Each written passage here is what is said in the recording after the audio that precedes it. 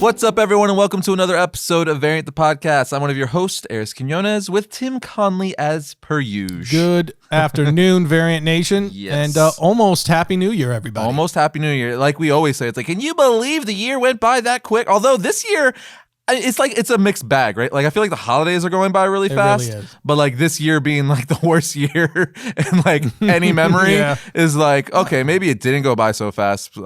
Please don't be mean to us, 2021, like 2020 was. Because I remember going into 2019 and 2020, everyone was like, thank God 2019 is over. And then like 2-3 months in, we're like, we're sorry. We're so sorry, 2019. We made a mistake. And then since like February, everyone's like begging for 2021. And it's almost here. Yeah. We just need some things to move in a more positive direction.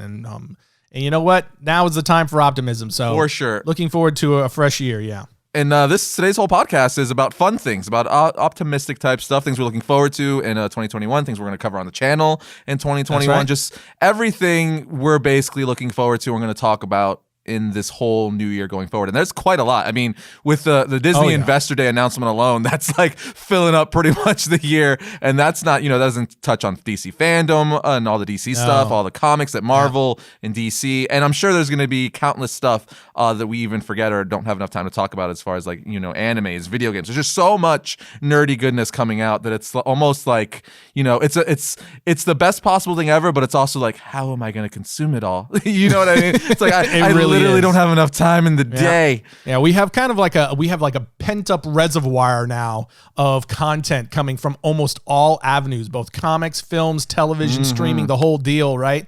And that's just going to unload or start to unload on us starting in mid-January, early and mid-January. Like right out of the gate, we're going to be getting hit pretty hard. So this is going to be kind of a very summarized state of comics headed into 2021. So this is our state of the comics universe, nation, whatever, headed into the new year. And also, a little bit about what we liked about 2020. And I will also add that we are pre-recording this episode. So for any of you who are wondering why we're not talking about Wonder Woman 1984, it's because we're recording this before it comes out because we are going on our annual 2-week Christmas break here in the next couple of days. So, but we want to make sure you guys have content. So what better way to end our year than to bring you guys our most anticipated events coming in 2021. Yes, and as stated before, there is a lot to talk about. It's pretty crazy when looking at it. I feel like we're gonna briefly talk about like especially all the TV shows and stuff, but we already covered the bulk of that in our Disney Investor episode where we talked about all the Star Wars and MCU stuff. But on the comic front, though, I feel like we should start with that. I mean, because we are comic centric. Yeah. So on the channel, as far as comics, we're going to be covering. The Variant Nation could look for us to continue Thor. We got that new Prey story arc by Donnie Cates, right. Which is awesome. He's basically diving into the origin of Thor, more so Donald Blake and what he means to Thor and how he interacts with Thor, and just exploring that more, adding to his mythos, which has been awesome thus far. He made Donald Blake just like one of the scariest, most powerful characters. He really did. And Thor's now Rogues Gallery. He's basically like part of Thor's Rogues Gallery now, right? Because once upon a time he was just normal alter ego of Thor, and now he's like pissed because he's been hidden by Odin all these years when Thor was fighting, gods and titans, and he's like, hey, he's living a lie. You have to read the story or watch our episodes on them to get the full effect. But it's just so good because Donnie Cates, he's on around issue 10 at the time of shooting this, and he's just like from the get, like there hasn't been one bad issue in this run, and this is issue 10. That's almost an entire year of comics, and every one without question is just like wow. Like there hasn't been one comic where I thought it was like a filler. Or, I was just like, I'm not feeling it. It's just from one story arc to the next. And I believe this is his third arc on his run thus far. We got the Black Winter. We got now the Prey arc. And there's one more in the middle that I'm forgetting. But point is, every arc he's done thus far been very, very good. And I'm super excited to see where it goes, especially since, it's almost like Thor fighting Thor in a weird way, right? Like Odin created Donald Blake to be, this alter ego but he's still connected to Thor. They have each other's memories and stuff like that. But spoiler alert, Donald Blake destroyed their connection by breaking his cane. So it's just weird, like, what's going to happen now? And going forward, once this is done, does that also mean that, like, Donald Blake will no longer be part of Thor's origin? You know what I mean? Will there no longer be tied anymore? Which is a huge thing, because you're going back to Stan Lee, Jack Kirby days. Like, you're altering everything. Right, so has Marvel and Donny Cates are like, hey, I'm looking to change this. And Marvel's like, yeah, okay. Because he's Donny Cates and everything he does right now is like gold. So I'm very curious to see where this ends, or if it's going to be rectified where they're like, hey, we're best friends again. And then it's all fixed. So I'm curious to see where that goes. I agree. I'm very curious. But I mean, in 2020, we kind of led off the year with the kickoff of Thor. That was one of the very first episodes we did on the YouTube channel, on our channel there. And the entire year, both of us have said over and over again, both here on the podcast and on the main channel, that this title, the Thor title, is some of his best writing he's ever done, in my opinion. And it's just been fantastic from issue 1, and we're leading into the new year once again with issue 11, and to see, like you said, with is it part 2 or part 3 of Prey? I think it's part 3. Yes, part 3. I think it's part 3. Yeah. So issue 11 is part 3 of the Prey story arc, where we're just going to see how this is going to alter the Marvel comic universe, because it's going to have massive ramifications, because, like Arris just said, it is to see how powerful they made Donald Blake. It was crazy. Yeah. I mean, crazy. So I am personally really excited to see him go head to head with Thor. Now that as powerful as Thor is, to see those two collide, that's going to be really, really freaking fun. But also because Donnie Cates has let us in on a little secret that he's not done with the Black Winter either. Yes. And that we are not ready for just how not done he is with the Black Winter. So we don't know what that means, but based on what the way Donnie Cates has been writing, I have to believe it is going to be pretty big.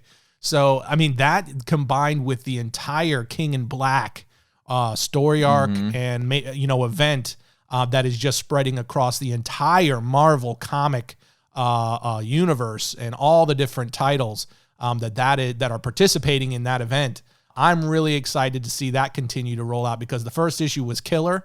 So we get issue 2 in, right here in January 2021 coming up. So to see, it's kind of like the War of the Realms, right? For Marvel, it's one of those events where it's across so many different titles that there's just no way that you can keep up with it all.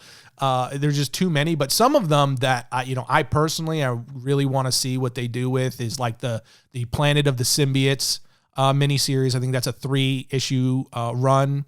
And there's a couple of other, like minis that are coming out with that, that I really want to see kind of rolled out and see what they do and how it adds to the mythos and things like that, like the Valkyries and stuff like that. So I think that's a 4-issue run, is the Return of the Valkyries, right? I'm not sure. It's like that in Death Metal. There's so many spin-offs and stuff. It's so like many. I can't keep track of it all. Yeah, exactly. I mean, you even got Symbiote Spider-Man. Symbiote Spider-Man has been good though. That's really cool, because they've tied that. Again, Marvel's been doing it a lot lately, where they tied that to a character that was introduced years ago.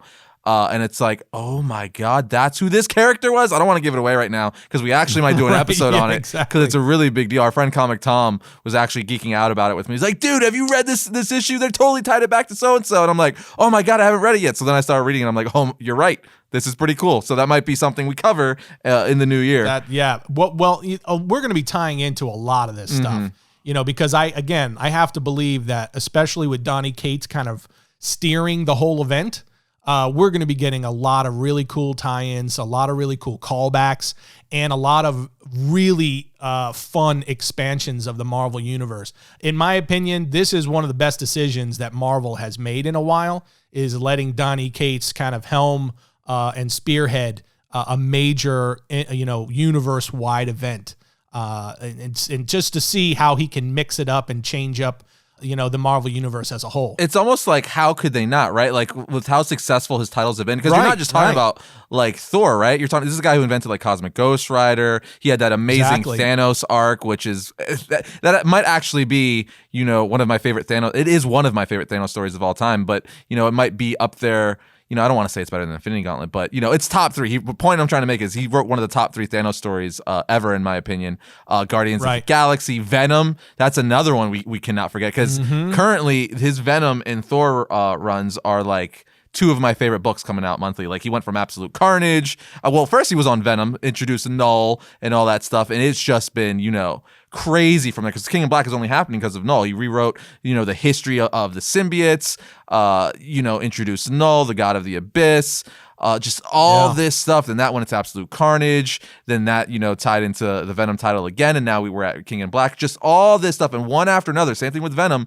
You could say his entire Venom arc has been fantastic thus far, and it's been he's been on it for over 2 years now, around 3 years, and it's consistently been fantastic. So it's like, with all the success he's been having, because all these books he's on, and even events like Absolute Carnage and stuff like that, they've sold really well. So it would be kind of weird for Marvel to like nah. So it makes all the sense in the world. I compare him, I think he's like the Scott Snyder for DC, is how I kind of look at it, because you literally agree with that. You literally have Snyder doing DC's big event, Death Metal, and he was doing metal and all his Batman centric stuff for years, and everyone knows that Batman rules DC.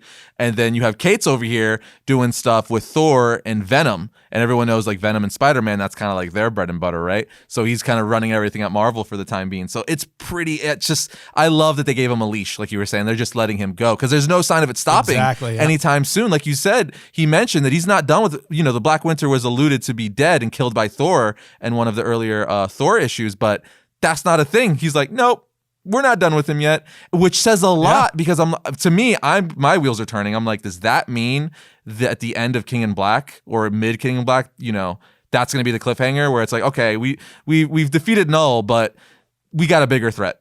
You know what I mean? Exactly, so it just keeps ramping up, which says a lot, because spoiler, Null just soloed Sentry, and that was nuts. Insane. Absolutely insane. I'm just this guy. It's crazy to me that a writer could have 2 of my like favorite monthly titles currently coming out. Everyone knows that Batman's my dude, but I'm enjoying the Venom and Thor stuff more than even the Batman title, which says a lot, because Tynan's been doing a great job on Batman, but without a doubt, but the stuff with Thor and Venom is just so new, and I feel like has such cool, like, not necessarily fresh ideas. It's just, what it is with Donnie Cates? It's his execution of things. You know what I mean? Yes, where he's just a nerd, where it's not necessarily like something that's like completely mind blowing. He's just that guy like us to be like, what would happen if you put a symbiote on a celestial? You know what I mean? Where it's just like, it's just something that just makes you geek out. You're like, yeah. So he's just, he's got all that fan service for us. And that's the kind of stuff that I like, just to see all this crazy, like, oh wow, that's like the simplest thing ever. Why have someone not done that before? Who would have not thought to put a symbiote on a celestial? That's just the coolest thing ever. so yeah, I'm a fan. I couldn't agree more. I think they really did. They picked the right horse to ride on this one. I guess you could say they did the direction that this is going is really exciting. And like you said, the stories that he's been building up over the last couple of years with Venom, first the Venom story arcs, and then, with Absolute Carnage event that spread across a few different titles, but was pretty centric around Venom and the symbiotes and things. But the storylines that he's been building up around that, and then going, into Thor. He started Thor, and you quickly started to realize, okay, he's tying this back into everything else he's been doing with Venom and Carnage. The Cates verse. Exactly. And as you started to realize that, you're like, oh, this is going somewhere big, right? So to now be here, and we're 11 issues into Thor, and now we've got this King in Black event, and to see them getting ready to really make some big splashes in their comic book universe, which, in my opinion, I mean, there's some real potential here for this to be the biggest splash in the Marvel comic universe, arguably since like the Infinity Gauntlet storylines and things like that. Yeah, in a very long time for sure. A very long time. So I'm really excited to see how it continues to roll out and how it affects Marvel going forward. Will we see these storylines and these changes that inevitably occur because of the storylines? Will we see these things work their way into, the MCU? Whether that be in a series or the cinematic universe, or they're the same thing. They're all in continuity with each other, but that I know many of us, are hoping for that. The main thing is that the most telling aspect of Donnie Cates, writing and his work is the fact that his books have been some of the most popular titles for Marvel in a really long time. And because of him, in fact, their titles and their sales have been rivaling DC, and like the DC's main title, like Batman and stuff like that. So, it's self-evident that, he was the guy to rein in and to bring in to actually spearhead the next big event. And they went with it. So kudos to them.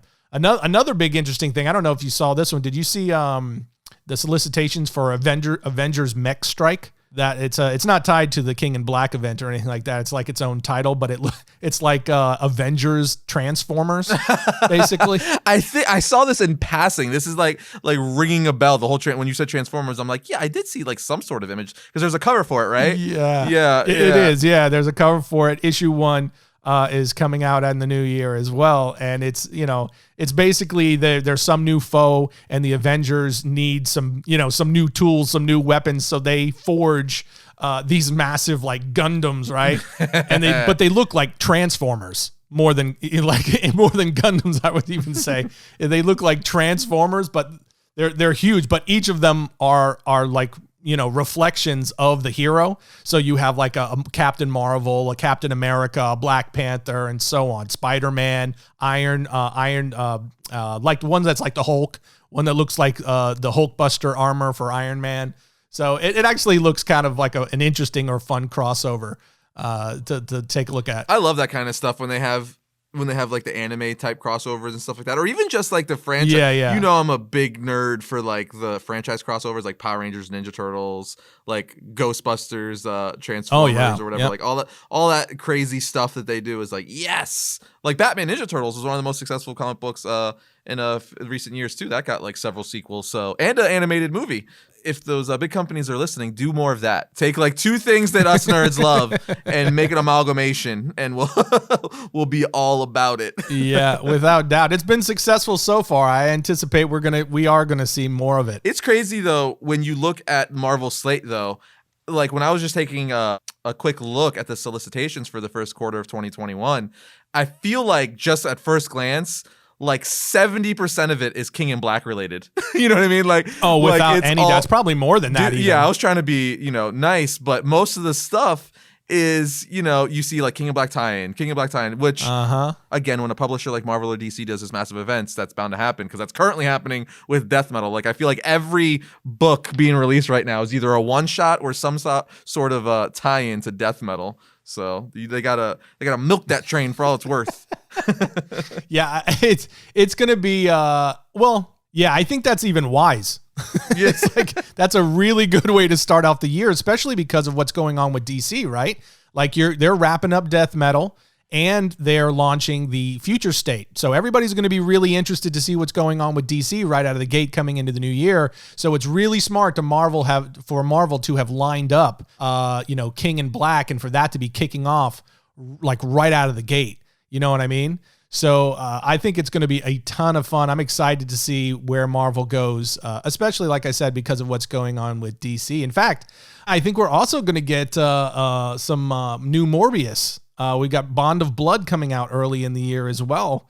That's supposed to coincide, I guess, with the movie. I don't think it's directly tied, but yeah, I guess they're trying to capitalize off that. You've got the movie coming out sometime early in the year, supposedly. We'll see, I guess. Yeah, so we got Morbius, and that's being written by Ralph Macchio, not the Karate Kid.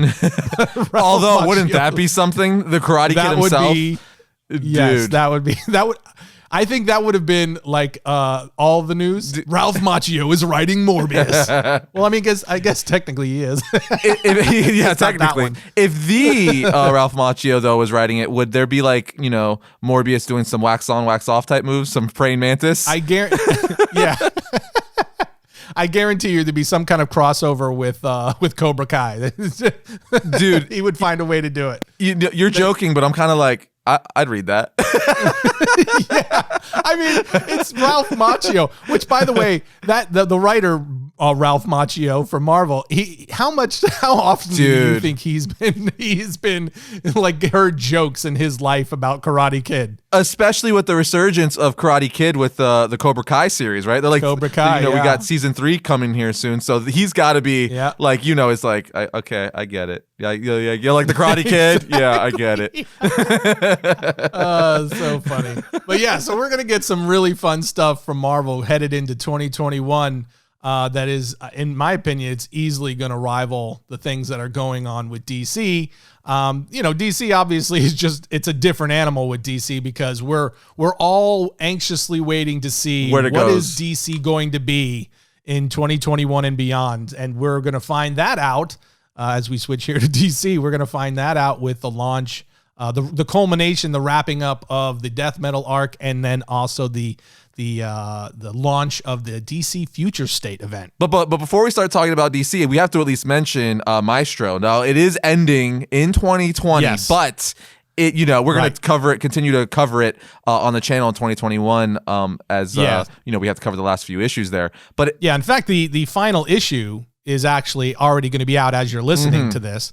And we just won't be covering the final 2 issues on the show until I believe it's the second week of January. So we'll be covering all that because it did turn into an absolutely awesome miniseries. Peter David did such, I said it before when the first issue came out. I'm like, I don't know, I did not like it, but it was very like slow burn. Didn't have me completely hooked. But I always give series 2 to 3 issues, and by the second issue, I'm like, I'm in. Like it started like going full steam ahead. You see the whole come to head with Hercules and all this stuff. It's just really well done to see. I love seeing like knowing the end of something and then seeing how we got there. You know what I mean? I think that's just as compelling, even more so compelling sometimes in storytelling, to see what led the character to be this way than following the journey from the beginning to the end result, Yeah, it's that world building, filling of gaps, it's a lot of fun. They did a very, very good, I'm digging everything Peter David's doing right now, so very excited. Yeah, I agree. But Future State, that's a massive one, right? This is like, I feel like huge. I feel like literally the future of DC is going to be predicted within the next first 2 months of 2021, because if rumors are true, a lot is dependent on DC Future State with its success. So if it succeeds, things are going to full steam ahead. If it doesn't, who knows what's going to happen? Are we going to get a big, our book's going to be reduced because, AT&T and stuff are like, that wasn't successful, so we're just going to, or you get 10 books a month or not. But I will say, playing devil's advocate with myself here, they've already announced a lot of titles that are coming out after DC Future State. We already know a bunch of stuff is coming out. So it looks like, at least the first half, I would say up till summer of 2021, we're going to have a pretty decent lineup for DC Comics. Now, where's it going to go after that? What's going to be the big event? What are people like Scott Snyder and Tom King and James Tynion, the Josh Williamson, the guys who are, the big dogs at DC who are writing the books right now? What are they going to be doing? We don't really know yet, so the solicitations only go out so far around the first quarter or so, but they do have a lot of stuff planned for DC Future State, and they're condensing it pretty quickly, like 2 months. 2 months, we're getting a crap ton of books. It's we're basically getting a bunch of new titles every week, and then repeating issues 2 and 3s and continuations of other titles like every other week. So because DC Future State as a whole is actually a relatively short event. It's only about 2 months. Which is funny because originally it was 5G. This is what 5G turned into. So they had to condense it really, they had to condense it and make it a lot shorter. So much so where, the whole Batman thing, one of the big things with this is the new Batman, where, spoiler, but it was solicited that Tim Fox is going to be the new Batman, Lucius Fox, one of Lucius Fox's sons. So that's a big thing. He's literally in the title called DC Future State, the next Batman. And that's a massive one. So that was apparently, if rumors were true from the beginning, Tim Fox was apparently supposed to become Batman within Batman 101 of the main Batman title. And then Tynion was supposed to hand over the writing reins to the next writer who would be writing this next new Batman, this Tim Fox Batman. But that didn't happen. So I'm curious to see, what the split is, because this is really weird, because it looks like we're gonna have two Batmen now, right? Which is where we're gonna have this. It feels very DC. Yeah, we're gonna have the Tim Fox Batman, but it also seems like Bruce Wayne is still gonna be Batman, because there's another DC Future State book where we haven't had confirmation at the time of shooting this podcast, but it looks like Bruce Wayne, because if you're reading the Tynion Batman comic, the main Batman title, Batman just lost all of his fortune and he gave it to Lucius Fox. So that explains how Lucius Fox is funding his son to be Batman. But on the Detective Comics cover, we see Batman on there, which looks like a beaten down poor Bruce Wayne, which he is, because he lost his fortune now, still being Batman. So it looks like we're going to have the super high-tech, high-level Tim Fox Batman, and then we're going to have a very ground-level, I don't have any more money, Bruce Wayne Batman. And they're ultimately going to collide. So I'm curious to see what's going to happen there. Logic would tell me just like everything has to revert back to its mainstay, DC proper, if you will. So it's only a matter of time before Bruce gets his money back and he becomes a new Batman and all this ends. So I'm very curious to see, though, how it's going to play out and how long. Because even though it'll eventually go back to that, is it going to be the whole year? Is it going to be 6 months? Like, how long is that going to be? Because sometimes characters stay dead or are not that character for a very long time. So I'm very curious to see how that's going to how long that's going to last. Yeah, and we're kind of in this weird state of limbo, right? Where we really don't know a lot about a lot. Like, there's so many things. Like, for instance, what you were just talking about, where we're going to have two different Batmans. We're going to have the main Batman title, which we know is going to be Tim Fox.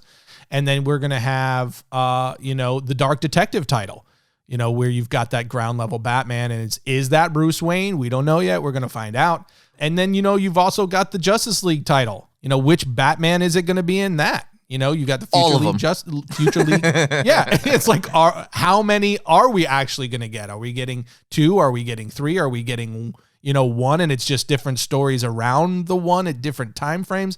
We don't really know a ton just yet. That's a very good thing to bring up. The whole, like, is it taking place at the same time? Because in my head, like, if I was like chief creative officer at DC or co-publisher, I would just do it to where you have the Tim Fox Batman who's like working with the cops and literally the new law enforcement going around. And then you have Bruce being his vigilante, sneaking around, being the under the radar Batman. And they're like, sometimes they meet and the cops, and the new police force are trying to catch him. So it makes it even more like, you're not really Batman, I'm really Batman. And then Tim Fox is like, no, I'm the new Batman. And it's kind of like this, the fight of the Batman, right?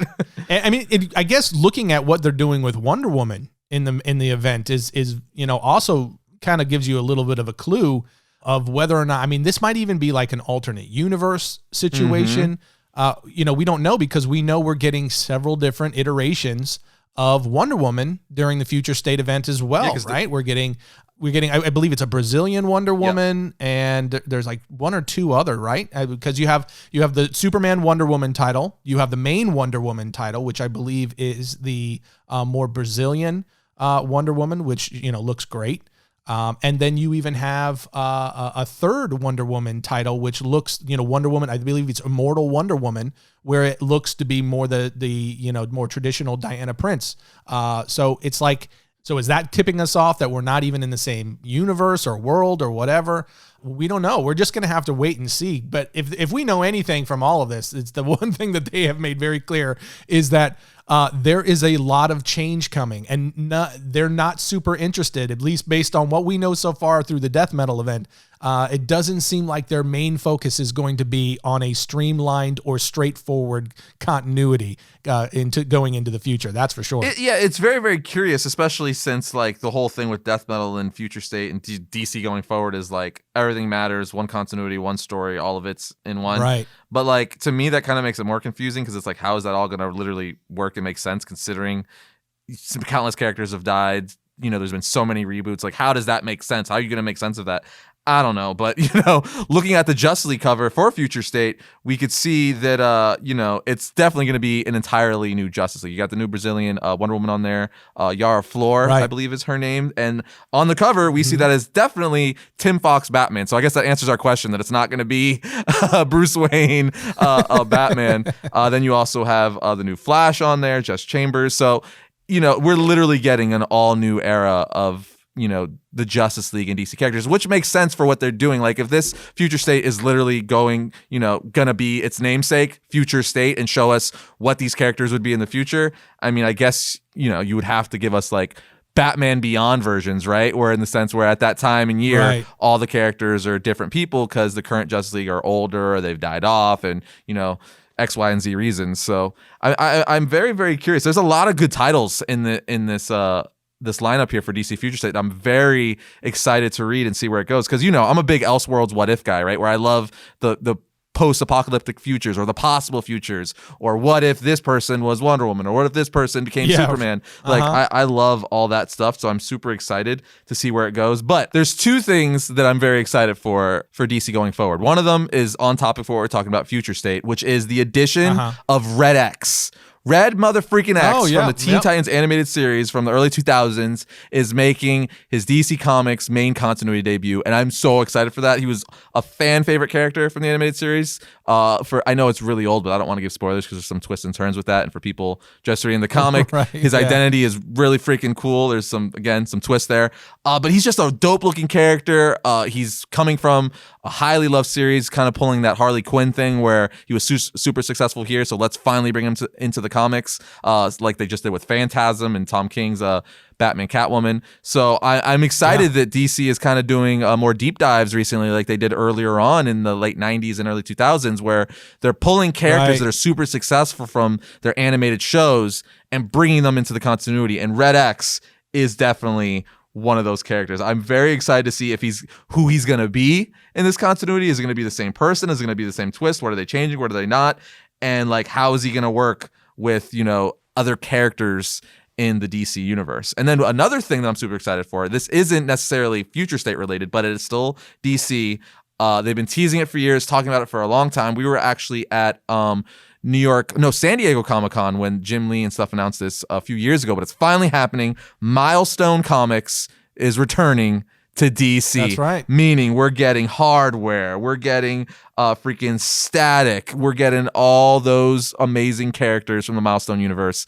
And I'm very, very excited, especially for Static, because he was one of my favorite animated shows as a kid, because it's part of the Bruce Timmverse. It's part of the Bruce Timmverse, right? The animated verse. Right. So it was such a good show.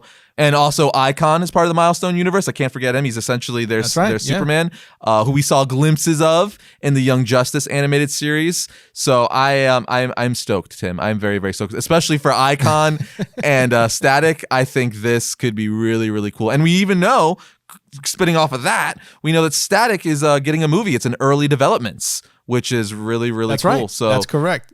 That's a lot right there. They announced a lot of this stuff at Fandom. They did. Yeah, that was some of the big news coming out of Fandom, which was a lot of fun. And it's interesting because again, they're tying a lot of this stuff to the cinematic and television stuff that they're getting ready to ramp up and do for HBO Max. And they're trying to piggyback a little bit off of what Marvel already has lined up and is getting ready to actually just explode onto the scene going into 2021. But DC is going to be looking to follow suit, especially as they downside their comic book side. They're going to be looking to really ramp that up and especially stories that they're looking to tell on the big and small screen. And Static Shock certainly falls into that category, I think, in a pretty big way. Which is a lot of fun because that's going to be a fun character to bring to life in live action. You know what I'm saying? Yeah, for sure. I'm a big fan of that because like the animated series is kind of what got me into comic books, right? So like all like the 89 Batman movie and Batman the animated series and X-Men and Spider-Man the animated series, that's what like really pushed me to be like, oh, well, I want to read the stuff they're getting all this information and stories from, which is the comics, and that's what kind of pushed me to the comic book. So if it wasn't for these shows and animated cartoon series, I probably wouldn't be as into the comic books as I am now, obviously. So I'm really excited to see that. And another DC Future State title, which is really dope, is Teen Titans Academy, which kind of reminds me of Strange Academy from Marvel, right? Yeah, right. But it's got a really cool like premise where essentially like Cyborg, Nightwing, Raven, and Beast Boy are opening up a school to teach new Titans, which is kind of similar to the 2000 show, which is pretty dope. So I'm sure that's where we're gonna see Red X and all that stuff and a lot of fan favorite characters. And apparently I don't know how this is gonna work out, but I saw promo art of Nightwing is now Deathstroke, I guess, which is pretty crazy. I didn't see that. There's promo art of that where I'm like, okay, that's Nightwing wearing Deathstroke's mask.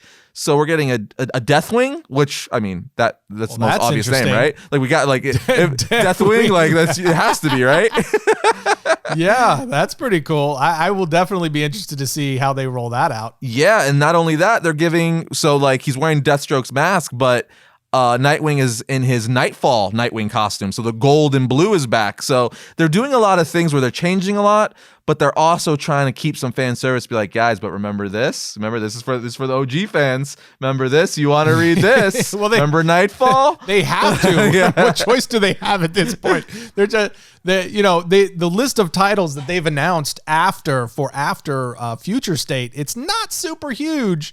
It's a little bit more than maybe some might have thought, but it's not super huge. So they've got to do something to get people, kind of hooked on, because it's going to come pretty quick. They start rolling out the post Future State titles in early March, I believe it is. So we're not sure how that's going to all roll out, but I mean, they've definitely got some things lined up that I think will keep people interested and logged in. I'm just curious to see how it all ties together again, just to kind of work my way back to Future State. Cause in my mind, I'm so curious to see how they transition from what they're doing in death metal to Future State, and then what happens in Future State and all the various titles, because, you kind of alluded to it there very briefly, but if you look at the titles for Future State, right? The titles are so all over the place that it's impossible to gain any kind of like headway as figuring out like, okay, what are they doing here? What are they lining up? Is this going to even matter really for what the regular titles are going to be doing starting in early March? Or is this going to be kind of like just an event that happens, cool stories with cool characters that we all know and love, and then but it's like, in different universes, and, or various or a variety of universes in the distant future, you know what I mean? And then we're coming back to like modern present day, for the regular titles in early March. One of the things that did stand out to me, I will say, going back to like the Dark Detective and stuff like that I did see, is that the writer of Dark Detective, Mariko Tamaki, is also going to be taking over the Detective Comics title starting in early March. Did you see that? Yeah, I did see that. Apparently, a good amount of people who are writing Future State titles are just going to jump over and continue writing the main titles of the characters they were working on in Future State. Which I think is very interesting, right? Because that kind of maybe tells you a little bit that they are going to continue on to some degree, maybe, what they started, or maybe start in the future and tell a story in the future. And then when they come back to the present day title that's ongoing, they'll tell us how, things got to there, and got to that point that we see in Future State. So if they do that, that could be very interesting, but that also then would mean that Future State is going to be a lot more meaningful, heading into the regular, continuous title. Yeah, I would imagine just like the New 52, this is at least going to be a year or two, like, because the New 52 lasted several years. I don't think this is going to last that long, but I think it's definitely going to be all 2021. You know what I mean? Because you got to remember, a lot of these Future State titles are only 2 issues. You know what I mean? Right, exactly. So it's not it's just giving you a taste to set up and hopefully get you hooked to then read the main title that these 2 issues set up. Like going back to the Teen Titans title with Deathwing, as I've dubbed him.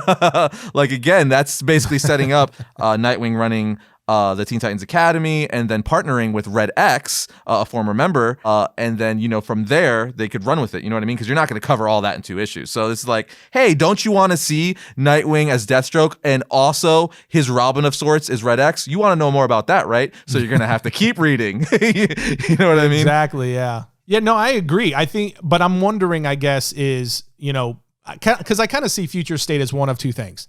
Either Future State is going to be this kind of one-off transitional event that happens that, after the storyline from death metal, if they leave us in this position where it's like everything happens, everything matters, everything is in continuity going all the way back to the beginning of DC, all the way to the present, and everything in the future, everything matters. It's all in continuity no matter how. No matter what the storyline is, it's all just different universes, different characters, et cetera, et cetera. And they're just not going to explain anything to us anymore. then, I'm wondering, is this just going to be that where they just kind of like drop it? Or is this going to be a situation where they're telling us a story, i.e. future state, the term future state, that's the state of things in the future. Is this going to tell us what the state of things are in the future? And then once we get back to the, regular titles, are we going to go back in time? And then they're going to say, this is how all of that came to be. This is how, you know what I mean? And do that non-linear situation where we start in the future and then we go back to the past. And then they work us through the storyline that leads us to the future state.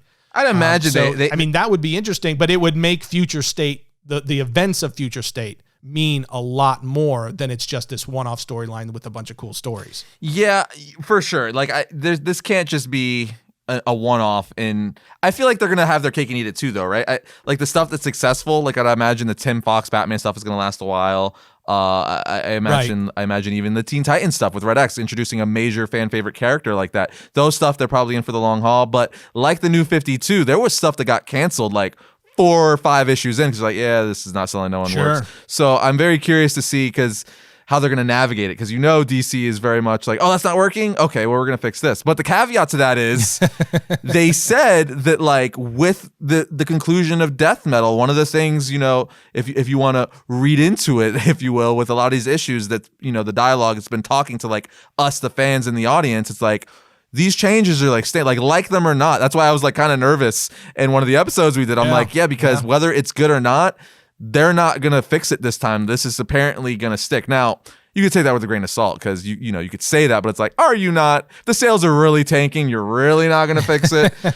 So, I'm just very curious. I feel like this time, because of the state of the world this time, I'm a little more weary, right? Where I'm like, I don't know, because last time I was like, you'll just fix it because everything's fine. But now it's like, oh, but the world, and the economy is not so great. So maybe you can't fix it if things go to crap. You know what I mean? So I'm kind of like, I'm of two worlds. But I think at least for 2021, whether it's the majority of it is future state or not, we're going to have a solid year of DC Comics. I mean, it's certainly lining up to start very interesting at the bare minimum. And then from there, for me, I'm just kind of like, for the first couple of months, we know we're going to have at least two, it's going to be like a barrage, by the way. We've talked about that off show, but it's going to be a barrage of new content. I mean, some of these titles just sound really cool. We're even trying here at Variant, we're trying to figure out, like, how are we going to cover it all? What's going to be the coolest? And we're not going to fully know until we dive in to a lot of these titles to see, like, what is the most relevant, what's the most important to cover, but you've got titles such as like Superman of Metropolis, right? A Robin Eternal, these, a lot of, like you said, some of these are like 2-issue series, right? That they're just spreading out. You know what I mean? You've got Superman War of Worlds, Batman, Superman, Dark Detective, House of L. There's a lot of really cool sounding titles, but that we're just not going to know a ton about until we actually get into them here in the next, in the first few weeks of January. And then from there, I'm just kind of like, after future state, for me, it's just a crapshoot. It's like up in the air. We're just going to have to see what DC actually does. And we won't know, I think, until we get toward the end of future state, whether or not we should be nervous or excited. Yeah, it's really weird though too, right? Because like, particularly the Batman stuff, like that one perplexes me a little bit, because this is the future, but like how far in the future? It can't be that far in the future, especially if Bruce is still acting as Batman, right? So I would, because again, right. I'm assuming here, but I think Bruce is just going to let Tim Fox be the Batman of the public, working with the cops and law enforcement, while Bruce is underground. Because as we all know, I'm only saying this because as we all know, Batman Beyond, Terry McGinnis, that's the Batman of the future, where Bruce is old and stuff now. So if they were to change that, I would have words, Tim. Words. The Batman of the future is Batman Beyond. He's easily one of the most popular characters in all of comics for a reason. You do not mess with my boy Terry. Yeah. It really is going to be interesting to see as it rolls out. We're just not going to know. And that's kind of one of the reasons why I'm not 100% sold on the idea that that's Bruce Wayne. Are you not? You know what I mean? Like I am not. We'll have to see. I am not sold on that, because we've talked about it. It's like it's in the distant future. You know, it's like, can that be Bruce Wayne, or is this an alternate universe? It could be Terry. Like where they took all his money. There's a lot of possibilities. Oh man, I would be so mad. I'd be so mad. Yeah. It would make for an interesting story, It really though. would. You know, so there's a lot of directions they could go with it, and I'll be very curious to see with that one who that actually is.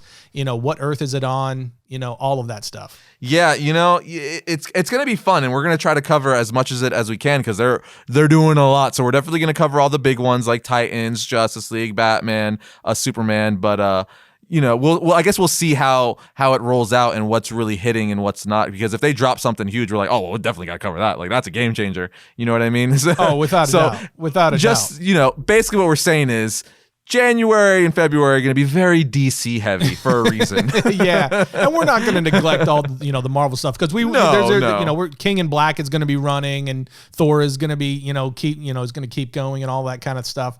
But yeah, there's a lot of stuff going on with DC, and I think everybody, especially in our audience, we have a DC heavy audience, so you guys I know are going to be waiting to see for us to talk about exactly what's going on. Yeah, for sure. Speaking of going on, what's continuing, it's only had one issue out at the time of shooting this podcast, and it's making waves in the comic book community. The Last Ronin. TMNT, Last Ronin. Man. How could we forget? Dude, we're definitely going to continue to cover that. But dude, without a doubt, that freaking first issue, bro. Because it's like the coolest thing. Well, first of all, for people who don't know, the backstory to this series is the co-creators of the Ninja Turtles. This is a story they always wanted to tell. They just never had the opportunity to do it. So like this until exactly. now. So it's not like this is a new story. It's a new story to us, but they've had this story in their brains for years, and they're finally getting to tell it. And it's the coolest thing ever. And it's the coolest thing ever, right? Again, it's one of those like future, possible future stories where in the future, we don't know how yet, but the three of the turtles have been killed. They're dead. So only one brother is remaining, right. And he's, dubbed the Last Ronin. He carries all of his brother's weapons. So he has all the weapons. He's got the bow staff. He's got Leo's swords. You know what I mean? He's got the nunchucks. He's got the sais. He's like the ultimate turtle, and he looks awesome. He looks great. He just looks so cool. His costume looks great. He's got a black bandana now to add to that bamfness to him, as Dane Cook would say. It's just a really good story. And the first issue, it's one of those series again where not all first issues grab you. Like again, the Maestro, really good series as a whole. The first issue, at least for me, didn't grab me that much. This one, I was like, oh, I'm hooked right a freaking way. And it's crazy too because it's also one of those comics where it's not really too dialogue heavy. Like there's a decent amount of dialogue, but like you read some comics like Alan Moore or whatnot, and there's just like a ton of dialogue. Even Snyder is a little dialogue heavy. This one is not that dialogue heavy. A lot of the, again, there's a decent amount of it, but it's just a lot of the art and storytelling in general is telling it, and it was just very well done. I couldn't agree more. For me, it was one of the better books of the entire year. And that's saying a lot. Oh, it's a standout book for sure. Yeah. Exactly. For 2020, it was one of the standout books without question. It was just everything from the art to the writing to the intrigue, the way that the book left off. Now, obviously we were all waiting for this book to drop. It got pushed several times like a lot of things did in 2020. It finally, we finally got our hands on it in the fall. And, it was just amazingly good. And it was such a great return to the feel and the vibe of the original writers and creators for the TMNT universe. And to know that this is like the culmination of the story they wanted to tell, it made it that much more exciting. We were all waiting for the second issue. It was supposed to actually come out at the end of this month and here in December, but it got pushed again as well to the end of January. So we'll definitely be covering that because I anticipate, based on that first issue, I anticipate this entire limited series to be absolutely amazing. For sure. And it's like the first issue is actually going up in price quite a bit. Like it's It's very hot right now. It's one of those key books because one, it's the first appearance of the Last Ronin, and two, by the end of the book, his identity is revealed. You know, I don't want to, we did an episode on it, so if you want to know who he is and all that stuff, you could watch our episode on issue 1 of Last Ronin. But to me, it made the most sense. Like, it was I had 2 guesses, and this was one of the ones I was hoping for, so I'm very happy they went that route. We actually talked about it back on one of our previous podcasts, and we made predictions, and it was actually one of our 2 predictions that we made for this very reason, actually, because for me, it was the one that I wanted. It was the one that I said this would be the most intriguing version of this, and it actually ended up being that. So I was thrilled with it. For sure. I feel like with us saying that too, it's like maybe kind of obvious now, because it seems like one of the turtles is like, that's too obvious. The other one's like, it wouldn't be that guy, and the other one's like, that's even more obvious. So it's like, well, who's it gonna be then? But yeah, the state of comics going into 2021, needless to say, is quite extensive and bright, I would say, and there's a lot to look forward to. But I guess we should jump over now to the insane amount of movies and television that we're looking forward to in 2021. Because it's pretty much going to be all the Marvel and Star Wars announcements at Disney Investor Day, right? So, like... Well, a lot of it anyway, Dude, like, more than half, for sure. You, like... It's pretty insane. Like, Loki, WandaVision, Winter Soldier, Falcon, What If, Armor Wars, Secret Invasions, like, Captain Marvel 2, Miss Marvel, Moon Knight. Like, it's just... It's like insane. Then that's not even touching all the Star Wars stuff. Yeah, I mean, for those of you who are not sure what we're talking about, first of all, what planet have you been living on? Secondly, you can go and listen to our previous episode where we break down and just rant at the gauntlet that was thrown down by Disney at their Investor Day a couple of weeks ago, because the slate that they have revealed for the next couple of years under just Marvel alone was head spinning, and that doesn't even touch the announcements that they made for Star Wars, the Star Wars universe, and several of their other major brands and labels. Yeah, dude, all the Disney animation, absolutely Pixar, insane. Man, it's a lot. So, like, I feel like obviously we should briefly run over it, but we already talked about it in detail in the podcast you just mentioned. So let's just, I guess, do like a brief rundown of everything Disney is releasing for Marvel and Star Wars.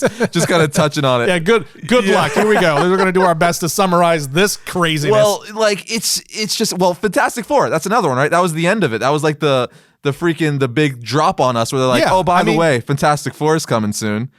Yeah, it's like to try and this was the challenge when we did the podcast just strictly covering this. I mean, it was nearly 2 hours long, and it was just trying to get to all of it, and we didn't even get to all of it. So it was like it's absolutely insane. And some of the bigger ones, like you said, being Fantastic Four, the announcement that they are not recasting T'Challa in the MCU. This was another really large piece of news that they dropped. But they just kept. It was like being assaulted. It was like being in like the best possible way. It was like being on the battlefield. Yeah, in the best possible way. It was like being at war and you just get pinned down by like a 50 cal, an automatic 50 cal from a helicopter, and you're just sitting there trying to survive it. That's kind of what it felt like listening to that. It was just one thing after the other after the other. Another one of the big things that we learned, obviously, in the Star Wars universe, we got confirmation of the Ahsoka series, but the big one that they revealed being that Hayden Christensen is coming back to play Darth Vader in the Obi-Wan Kenobi series. I mean, it was one thing after the other, man. And Kathleen Kennedy said it's going to be the rematch of the century, telling us they're fighting. They are fighting, or are they fighting? God Almighty. Dude. That one was the big one of the day. Yeah, that was definitely top 5 for me. I mean, there was just so much though. But that was definitely, out of all the Star Wars series, I think of the new ones announced, like Andor and Acolyte and all that stuff, I think the 2 I'm most excited for that is not a continuation, like not Mandalorian season 3, because we know we're getting that, would be Obi-Wan and then Ahsoka. Is free because I mean Rosario Dawson did a fantastic job as Ahsoka in the season 2 of The Mandalorian. So to have a whole series of that, and not only that, have a whole series of her like tracking down freaking Ezra from Rebels, and then Thrawn being the villain, dude. Like, it's having me wanting to buy like all the Star Wars Rebel figures now before they like are like $80 because you know that's gonna happen, right? Because they're out now, and once the show comes out live action, like that Ezra figure is gonna be like $50-$60 when you can get them for $20 right now. So I'm like, do I just buy them now as an investment? It's probably not a bad idea, man. Yeah, right. Especially Thrawn, because they're re-releasing Thrawn's Black Series figure, and you know if he's gonna be the big bad. So that anything Thrawn, his first appearance in the comic, an action figure, that stuff is going to be pricey. So here's a tip, guys. If you wanna flip and make some money, buy that Black Series Thrawn figure.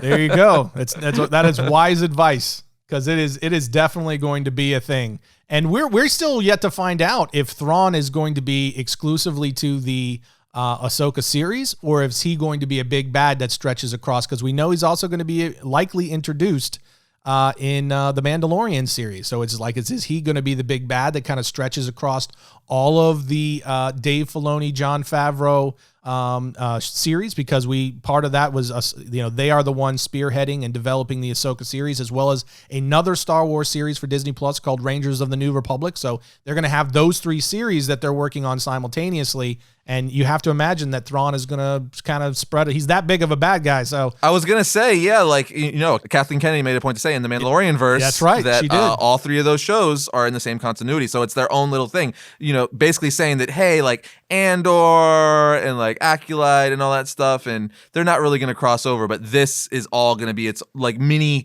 MCU, right? Its own little universe. So you're probably absolutely right. I would imagine a reason for getting these 2 extra shows is to expand, be able to tell more stories simultaneously that could then connect. And I would hope, since Mandalorian kicked it off, that's going to be the hub, right? Where everything keeps coming back to the Mandalorian. Like things happen in Ahsoka, things happen in Rangers of the New Republic, and it all comes back to Mandalorian, because that's the only reason any of this is happening. Any of these live action Star Wars shows are happening is because of the success of the Mandalorian. Because if Mandalorian wasn't this successful, there's no way Disney would have greenlight the onslaught of new live action and animated Star Wars series that we're going to be getting from now to 2023, which is freaking insane. No shortage of Star Wars content anytime soon. Because again, that's just some of them, because we also got Visions, which is going to be manga inspired. You're going to have a bunch of the best manga artists and creators doing short stories within the Star Wars universe. We got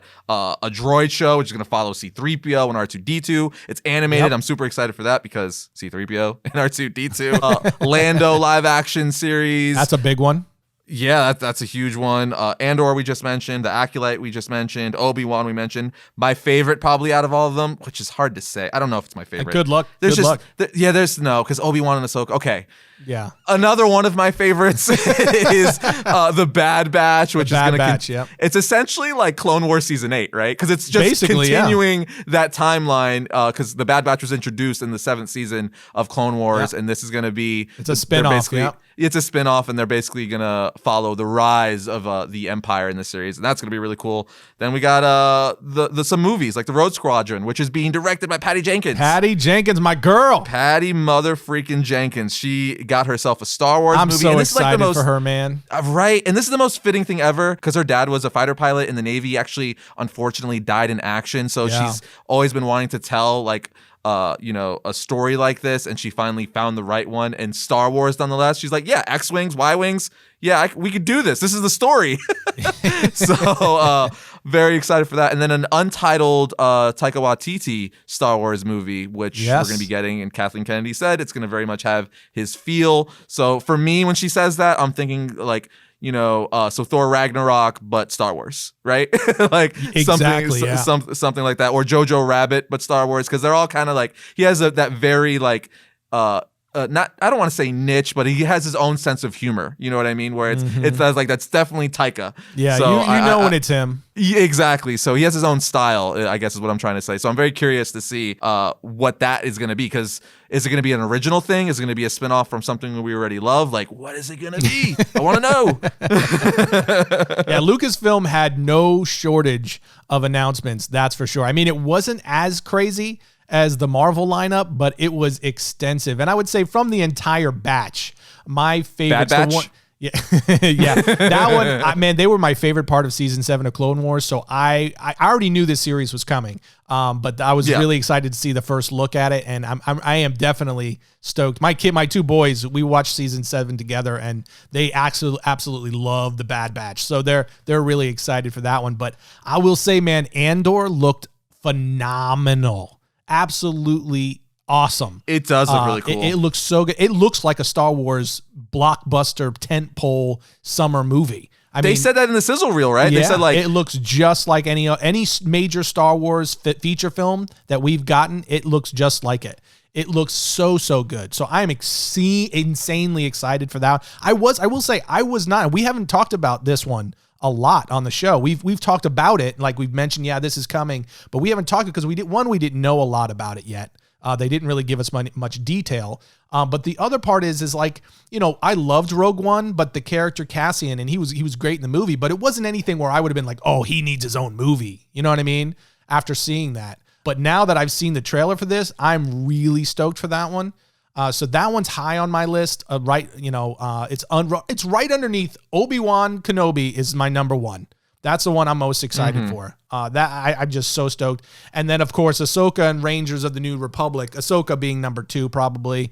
And I don't know what Rangers of the New Republic is, but because it's Jon Favreau and Dave Filoni, I'm already prejudiced to it. Right. So I'm already like leaning that way, like that's going to be awesome. I know it, But then the Acolyte, the tone of that, and the fact that it's High Republic, it's focused on a Sith character for the first time. In the way that it is, and that it's going to be kind of a mystery thriller. The tone of that, the sound of the direction they're going with that really caught my attention. So I'm really stoked for that one. And then, of course, Rogue Squadron, the movie being directed by Patty Jenkins. Not just because, first because she's directing, I just love her. I just think she's so talented. So I'm excited to see what she's going to do in the Star Wars universe, but also the entire theme of that movie being focused around X-Wing fighter pilots is insane. And everything my 10-year-old self ever wanted. And so the X-Wing is my favorite ship and vehicle in Star Wars. So the fact that this, again, is going to mainly consist of X-Wings and probably Y-Wings. Oh my God. Dude. So good, man. Dude. And we're also going to get awesome collectibles, so I'm gonna have to get my hands on a really cool X-Wing piece. Without any doubt about that, man. I am so stoked for that one. But Lucasfilm also announced a couple of other really cool content pieces that aren't Star Wars based that also were, that I'm looking forward to. The Willow series that's coming to Disney Plus. I'm excited for that as well. Me too, returning us to that world. They kind of followed up on the next Indiana Jones movie that now it's not Steven Spielberg anymore. Now it's James Mangold who's writing and directing that one. I'm excited to see where they go with that, because they're not going to let the Indiana Jones franchise die. This has got to be setting us up for the next generation of Indiana Jones, whether we get his son or something to that effect. So I'm excited to see what they do there. But they also announced that they're doing a film on the Children of Blood and Bone, which is a really good book. A novel from a few years back. So I'm excited to see what they do with that. But the Star Wars stuff, man, it's hard to pick, but there's just a crap ton of really good stuff in that lineup. Dude, for sure. I mean, it's crazy. And I kind of want to go back, though, to Marvel, not to necessarily, deep dive in it, but I feel like I have to list this to really push it back. Yes, we definitely need to, because I diverted us away from Marvel and onto Star Wars. So, to just put in perspective, this is the next phase for Marvel that we're getting from now to 2023. So this is in no particular order. This is just the onslaught of shows and or movies we're going to be getting from them. This is called a content vomit. Right. So, everyone buckle up. Here we go. Ironheart, Armor Wars, Eternals, The Falcon Winter Soldier, Shang-Chi, WandaVision, Ant-Man and the Wasp, Quantumania, Fantastic Four, Loki, Doctor Strange in the Multiverse of Madness, What If, Hawkeye, Guardians of the Galaxy, the Holiday Special, I Am Groot, which is, of shorts of Groot, Thor, Love and Thunder, Black Widow, Blade, Miss Marvel, Black Panther 2, She-Hulk, Moon Knight, Captain Marvel 2, and Secret Invasion. Sweet baby Jesus in a manger. That is so much. And you know what the funny thing is, looking at that? Most of it is Disney Plus series. It's exactly right. Yeah, we talked about it already, but of the 100 pieces of content that they dropped on us and the Investor Day, 100 different pieces of content, 80% of it was going to a streaming platform, largely Disney Plus. So it's like heavy Disney Plus. Okay, so that's 20. I just counted. That's 22. That is 22 TV shows and or movies. Eight of which just Marvel. Just Marvel. And just 8 Marvel. of which are only movies. 8 out of 22 are only movies. The rest it's crazy. are series going straight to Disney Plus. That's so unbelievable, man. That is 14 series going to Disney Plus. Yeah. That is insane. And it's important to note also that a chunk of that is going to be in 2021. Right? Oh my gosh. Because we're kicking off right out of the gate on January 15th with WandaVision. And then literally every other month, a new piece of Marvel content is going to launch and begin. And in some cases, in some months, you're going to get both a new TV series and a feature film in the same month. So like May. So like we get WandaVision in January. As soon as that wraps up in March, we kick off The Falcon and the Winter Soldier. As soon as that finishes up in May, we're going to get Loki begins on Disney Plus, and we're getting Black Widow. And it just continues like that throughout the entire year of 2021, where there is never a break of brand new Marvel content. MCU, in continuity, in canon. It's crazy. MCU content. People were complaining in the past, they're like, there's so many Marvel movies, there's so much Marvel content. Disney was like, oh yeah? More. More. They're like, oh, but wait, hold my beer. I could just see the meeting. So how many Marvel shows and movies should we order? Yes. Exactly, yeah. All of them. Good Lord, man. But the crazy thing is, like you said, not only is it like pretty much every other month we're getting a new series or movie, sometimes at the same time. Right. Interwoven with that is going to be the Star Wars, like at a certain point in time, the Star Wars series, the Pixar original series, the Disney original series of movies. So like this is just Marvel. Then you got to factor like everything else that's coming to Disney Plus. Again, all the Star Wars series and or movies we just mentioned, all the Pixar stuff we haven't even touched yet, all the Disney stuff. Like it is. You never have to leave your house again to look for entertainment is what Disney's trying to do here. Pretty much. You will always have something to watch. Basically, they just slapped a big D on the table and they just dared the rest of the industry to match it. Right? It literally was a smackdown, throwing down of a gauntlet for the entire industry, and I said this before, but I'm going to repeat it, to where they literally just said to everybody, in case you forgot, in case you were wondering why Disney is the top dog, here's why. We own everything, and we're going to use all of it. Everything. You know, the crazy thing is too, what really puts it in perspective, when we covered DC Fandom earlier in the year, right? Because it was an awesome event, right? There were so many announcements. When we were covering that, we were like, dude, this is so much stuff. We got Shazam 2, we got Black Adam, we got the 2 video games, we're getting the Batman, they're setting up there was so much stuff. We were like, that's a lot of crap. DC is headed in a good direction in the future. And then we hear this. Lot of content. We thought that was a lot of content. We hear this, we're like, oh, okay.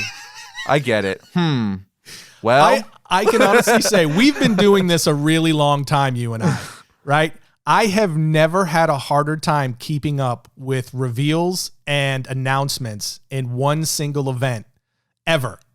Like trying to keep up with it, announce it all. It was. Can you imagine? It was unreal. It was literally head spinning. Imagine 2020 was normal. Because I was thinking this to myself the other day. Imagine if 2020 was normal, and let's say we would think that all these announcements, or most of them, would have been made in Hall H at San Diego Comic-Con. Oh yeah, because for sure. Warner Brothers is there, Marvel Studios is there, Lucasfilm is there, like all the giants are there, right? So can you imagine getting all the DC Fandom announcements, all the Marvel announcements, all the Star Wars announcements, all the Disney and Pixar, all those announcements at the same time in a room with a few thousand of your fellow nerds? That would have been the most insane, electrifying thing ever. Dude, they would have had to have no, and I'm not kidding. Like, they would have had to have taken an entire day to themselves. There's Disney? just no way. Oh, yeah, for sure. Yeah, for sure. Otherwise, they would have had to have broken this into a Lucasfilm panel, a Marvel panel. You know what I'm saying? There's no way. Well, that's what I was saying, because that's usually how they do it anyway. The Marvel Studios panel ends the night. So, or they. But I'm saying, could you imagine if Disney had just taken an entire day and it was like Friday, Disney, and everybody's just like, what? And it was just like a bombardment, like one thing after the next, after the next, after the next. That would have been, I mean, even the Lightyear announcement for Pixar. Oh, that looks so where you've got cool. Captain America himself, Chris Evans, voicing the actual Buzz Lightyear in a Buzz Lightyear origin story. That's going to be really like a sci-fi action animated film for Pixar, which sounds just insane. That like falls right in line with like nerddom. So it's like there was just so much. That's the thing too, right? Because Disney likes to keep a lot, they have like their Disney family. So they keep a lot of their actors, in-house. So like a lot of the MCU actors will cross over to like, Disney stuff or Star Wars stuff, because they own everything pretty much. So with that, like, again, having Chris Evans there, Captain America is like, yeah, well, he just cross. He's there for What If, because he's voicing, let's say, Steve Rogers in What If. She's like, yeah, but he's also here for Lightyear. So, two birds, one stone. So it's like, it would have been cost effective for them too. I wonder if they do that on purpose. They're like, look, when we do these events in press, it's going to be a lot easier because we have the same people working for us. Yeah. But man, it's just, I can't even, like, again, it's just so much this year, because I can't, you gotta remember, is a good way to sum it up. Yeah. Because this is just the TV stuff, right? It's just so weird, because again, we kicked this off by talking about the comic books that Marvel and DC is doing, but then you have all the TV shows, all the movies, even the new Suicide Squad game, the freaking Arkham game, like video games. It's too much. It's so much. Like, I'm getting flustered trying to talk about it. I can't get it out of my mouth. Yeah, it's endless, just a lot. It's endless. I mean, just going back to, like, for instance, like we're just breaking down Marvel. We haven't even touched DC. Then you have breakoffs like, Ghostbusters Afterlife that we're now getting. We were supposed to get last summer that we're getting this summer. I was just watching Ghostbusters 2 last night, so that's very funny. Oh, really? Yeah. But yeah, I mean, there is a Passover from 2020 of films and TV content, because even some of the TV shows that we're getting to Disney Plus, like WandaVision and even The Falcon and the Winter Soldier, we were supposed to get those in 2020, right? So a lot of this stuff the reason that we're just going to get bombarded in 2021 is because a lot of this stuff is being passed over from the 2020 slates we were supposed to get spread out throughout 2020. So it's just going to feel like nonstop, endless content in 2021, which is kind of exciting at the same time, because it's super exciting. It's going to be a year of content unlike anything we've ever seen. Because again, you've got like Uncharted is coming out in 2021. I already mentioned Ghostbusters, but you mentioned the video games, some of the video games that we're going to be seeing. There's just so Kong many versus things. Godzilla. Kong versus Godzilla. Mortal We've got Kombat. Dune coming out in the fall. I mean, just on and on and on you can go. And Mortal Kombat is one of the things I'm most excited for too. Like that. The crazy thing is with Mortal Kombat is I feel like they're being a ninja, right? Because we got like the font for it and the logo, but we got no teaser trailer, no promo images. The HBO Max is just like, hey, we're going to give it to you next year. And like, I think in March too, I'm like, that's early next year. And we don't even got a teaser trailer. What's happening? What's happening? Yeah, it's crazy, man. It's crazy. There's so many things coming in 2021. I am really excited to not only consume it myself, but also to bring it to you guys as 2020 unravels, I guess you could say. And we start getting some of this stuff, because between all the stuff we've already talked about in comics, and then, immediately kicking off in January with the Marvel series. When we come back in the new year, we're also going to be talking about the finale for The Mandalorian, which we don't get till Christmas Day. Which it's already past that today as you guys are listening to that, but we're recording this before Christmas. Right, and we're recording it before that eepisode has come out, so it's going to be so bittersweet. Bittersweet. I don't want it to come. And I swear, if they make that a 39 or like a 30-minute episode or something like that, I'm gonna be so mad. That needs to be a 50-minute episode. There's no way. They better give me a doggone hour. Oh man, because there's so much to wrap. The way that we're not gonna get on Mandalorian, right? We'll be here for another hour. It just. Okay, it needs to be long. Yeah, it has been so good, and the fact that what it has built up to and a lot of the stuff that we've gotten that we already know. Season 3 coming also in 2021 is going to be a crap ton of fun. It just gave us that much more to look forward to. So it's going to be just like this really fun month after month new stream of content, from comics to the streaming services to even major motion pictures. It's going to be a blast to cover. For sure. And before we wrap this up, there's one comic thing that I have to mention because and everyone listening knows I love it. Power Rangers, Mighty Morphin. Yes, indeed. Mighty Morphin, that brand new series is continuing into 2021. And they introduced a new Mighty Morphin Green Ranger, and we're going to get his identity in the new year. And I'm very, very excited. Although I will say, I know who he is. That's right. I do know who he is. But for everyone else, it's going to be a big surprise. It's a good twist. It's going to be a good twist. And I'm very excited to continue that series because it's pretty much just continuing the normal Power Ranger series. They're just retitled it Mighty Morphin for whatever reasons. But it's very, very good. And I love what Boom Studios is doing with the expansion of the Mighty Morphin Power Rangers. They've been doing a really, really good job. Yeah, so, it has been very good. Good on them. Yeah, they did a really good job with that. And it was interesting all the way through. And I didn't grow up with it the same way that you did, but right. I have to say they did a really good job. They made it really interesting throughout the series. So I'm very curious to see how they continue it because where they left off was pretty fun. But we cannot forget, before we wrap this whole thing up, our state of the comic union, I guess you could say, we can't forget to mention we're also getting the Snyder Cut in the summer. Yes. That's also coming, and that is going to be massive. And that's going to be landing right around the same time as we're getting our first Marvel cinematic features with the Black Widow, and some Loki is also going to be kicking off around that time. So like the late spring, early summer is just going to be a lot of stuff going on, but Snyder Cut is a big one. Yeah, there's going to be a lot of TV show and movie coverage in the new year for Variant because there's just so much like good and relevant comic book content for TV shows and movies coming out next year that it's naturally going to cross over because obviously people are going to want to talk about it or break down certain things that happen. So I'm very excited for that. Now, with that said, we're obviously going to do a lot of comic book stuff, but there's going to be an obscure amount of freaking TV shows and movies next year. Like it's going to be way more than usual just because of like you said, everything being held down the pipeline and just like, I guess Disney just kicking it up a notch as well as DC because they're like the future is movie and TV, so unleash the Kraken, like so it's going to be a very fun-filled content year. And what's so funny is that like of all the things that we have mentioned, and again we recognize that we are just literally mentioning things very briefly because there's obviously way too much to get to, but we haven't even touched like Netflix, which is the biggest streaming service in the world. Not if Disney has anything to say with it. They're after them quick. I'm saying that they are literally Disney Plus has only been in existence a little over a year, and they are already nipping at Netflix's heels.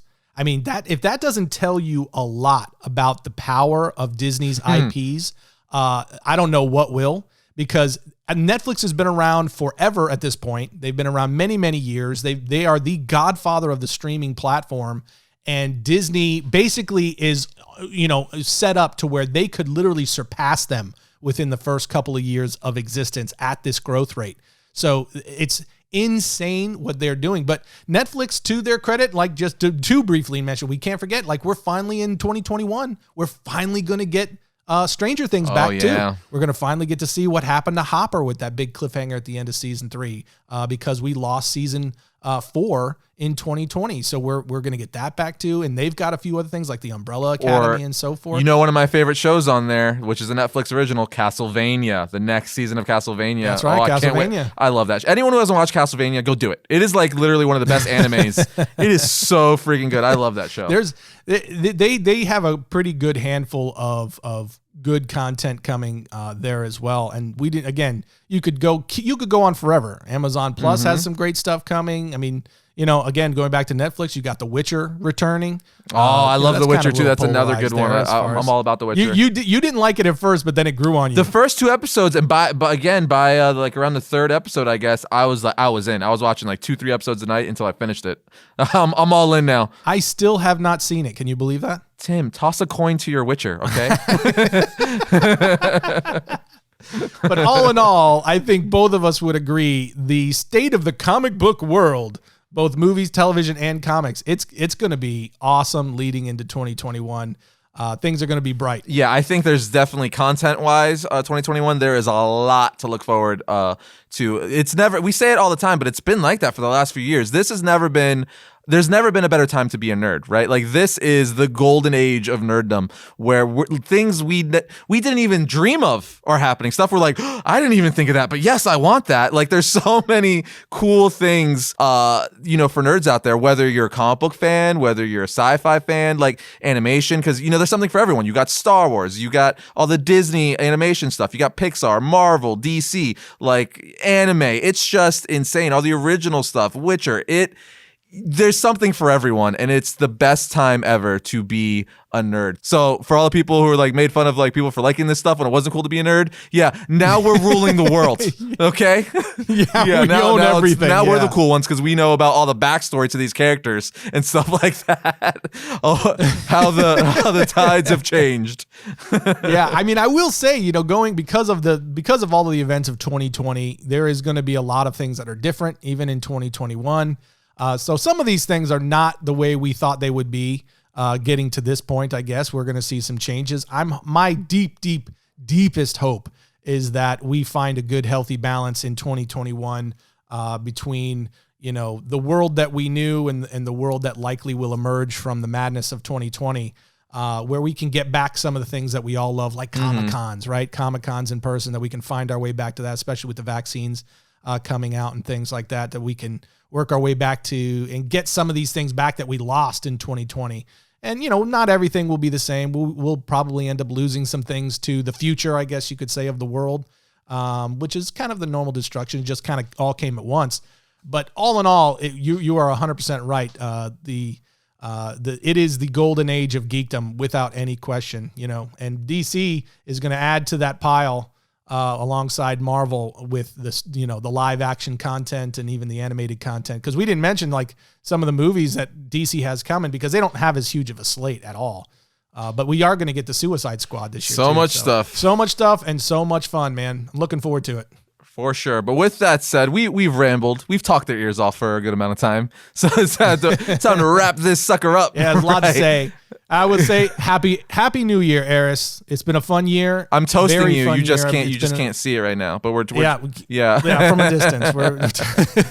And happy New Year to all. We're toasting all of you guys once again. Thank you for joining us all year long here in 2020. Even through all the madness, we could not do what we do without you, and we owe you everything. Honestly, it's such a joy. We have so much fun bringing this content to you guys every week, in and out. And we look forward to doing the same in 2021. So to all of you, from us here at Variant, from me personally, Happy New Year. Have a safe and happy one. And we will see you in 2021. For sure. Just, going off that, like you said, I have to, say the same thing, basically reiterate what you said. But we say it all the time. We've said it. Well, we don't actually, you know what? We don't say it enough. It's one of those funny things, like, when we went to Comic-Cons, when that was a thing and stuff like that, we did meet and greets and stuff like that. People always say, like, thank you so much. Like, you got me in the comics, you get me through the day and stuff. And it's like, no, thank you. Like, without you listening to us rant and rave and talk about all this stuff, like, this wouldn't be a thing. So it's like, thank you first and foremost. So, we're glad everyone enjoys what we do, but the real thank you goes to the entire Variant Nation. Absolutely. That allows us to talk about